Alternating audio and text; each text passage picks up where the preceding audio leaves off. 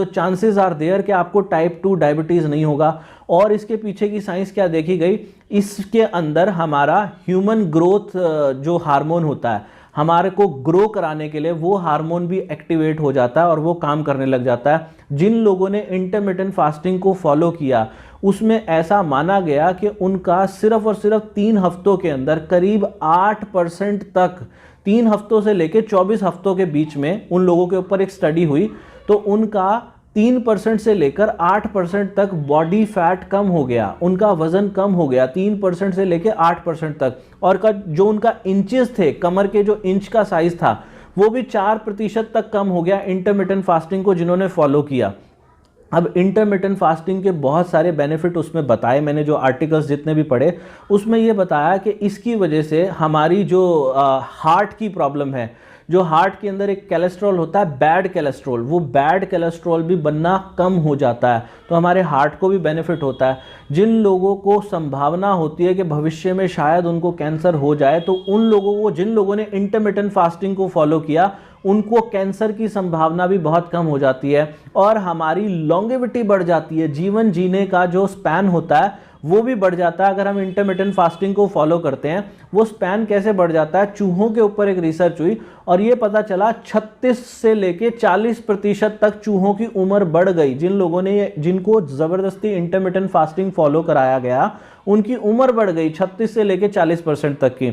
अब intermittent fasting के बहुत सारे बेनिफिट बताए गए, हार्ट को फायदा होता है, टाइप 2 डायबिटीज नहीं होगी, हमारी ब्लड शुगर कंट्रोल रहेगी, हमारा बीपी कंट्रोल में रहेगा और हमारा वेट लॉस होगा। सबसे बड़ा बेनिफिट जो है इंटरमिटेंट फास्टिंग के अंदर कि हमारा वेट लॉस होता है, हमारे वो वाले हार्मोन एक्टिवेट हो जाते हैं जो फैट लॉस के लिए रिस्पॉन्सिबल है, हमारा मेटाबॉलिज्म अच्छा हो जाता है, हमारी कैलोरीज कम खाई जाती है। तो ये सारे के सारे बेनिफिट इंटरमिटेंट फास्टिंग के बताए गए।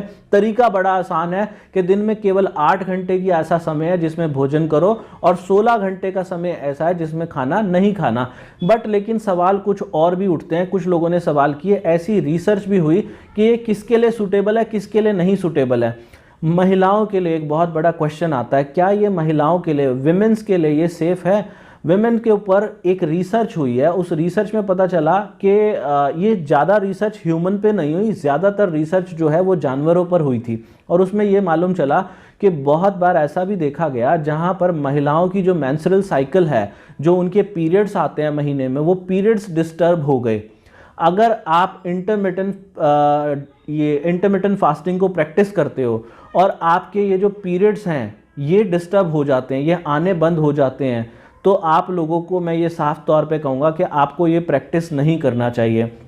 लेकिन फिर भी इंटरनेट पे सबसे ज़्यादा जो वीडियोस और सबसे ज़्यादा जो आर्टिकल मिलेंगे वो महिलाओं के रिजल्ट्स के ऊपर आपको आर्टिकल मिलेंगे कि महिलाओं को एक ज़बरदस्त इसके अंदर ट्रांसफॉर्मेशन मिला है इसको लेकर। तो मैं ये कहूँगा कि ट्राई करने में कुछ नहीं जाता, ट्राई करो।